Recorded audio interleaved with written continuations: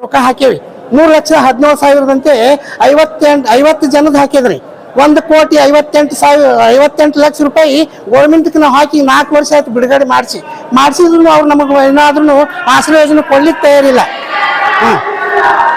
ಏನಂದ್ರೂ ಅವ್ರು ನಮ್ಗೆ ಒಟ್ಟು ಏನು ಮಾಡ್ಲಿಕ್ಕೆ ತಯಾರಿಲ್ರಿ. ಇನ್ನು ನಾವು ಇದುವರೆಗೆ ನಮ್ಮ ಜೀವನನೇ ಹೋತು, ಜೀವನ ಹೋದ್ರೂ ಕರೆ ಅವ್ರು ನಮ್ಗೆ ಕೊಡ್ಲಿಕ್ಕೆ ತಯಾರಿಲ್ಲ. ಅವ್ರಿಗೆ ಕೊಡಬೇಕಂತ ನಾವು ಹೋರಾಟ ಬಿಡೋಂಗಿಲ್ಲ. ಇಷ್ಟೊತ್ತನಕ ನಾವು ಸುಮ್ಮನೆ ಕುಂತೇವಿ.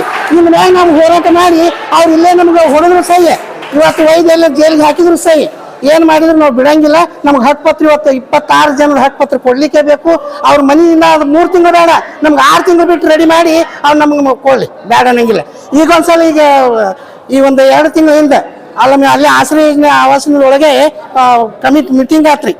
ಮೀಟಿಂಗ್ ಆದ್ಮ್ಯಾಗ ಏನಂದ್ರು MLA ಸಾಹೇಬ್ರು ಏನಂದ್ರು, ಇವತ್ತೇ ನೀವು ರೊಕ್ಕ ಅಷ್ಟು ತುಂಬ್ರಿ, ನಿಮ್ಗೆ ಇವತ್ತೇ ನಾವು ಮನೆ ಚಾವಿ ಕೊಡ್ತೇವೆ, ನಿಮ್ಮ ಮನ್ಯಾಗ ಹೋಗಿಸ್ತೇವೆ ಅಂದ್ರು. ಆ ಟೈಮ್ದೊಳಗೆ ನಮ್ಗೆ ತಾತ್ಕಾಲಿಕವಾಗಿ ಕೊಡ್ಲಾಕ್ ಬಂದ್ರು. ನಾವು ತಾತ್ಕಾಲಿಕ ಬೇಡ, ನಮ್ಗೆ ಹಕ್ಕುಪತ್ರ ಒರಿಜಿನಲ್ ನಮ್ಗೆ ಖಾಯಂ ಹಕ್ಕುಪತ್ರ ಕೊಡ್ರಿ ಅಂತೇಳಿ ನಾವು ಅವಾಗ ಬಿಟ್ಟು ಬಂದ್ರು. ಮತ್ತೆ 3 ತಿಂಗಳು ಆತ್ರಿ ಬಿಟ್ಟು ಬರೀ ನಾಳೆ ಬಾ ಇವತ್ತು ಬಾ ಅಂತ ಹೇಳ್ತೀನಿ. ಅವ್ರು ಇದೇ ಆಶ್ವಾಸನೆ ಕೊಡ್ಲಿಕ್ಕತ್ತಾರೆ.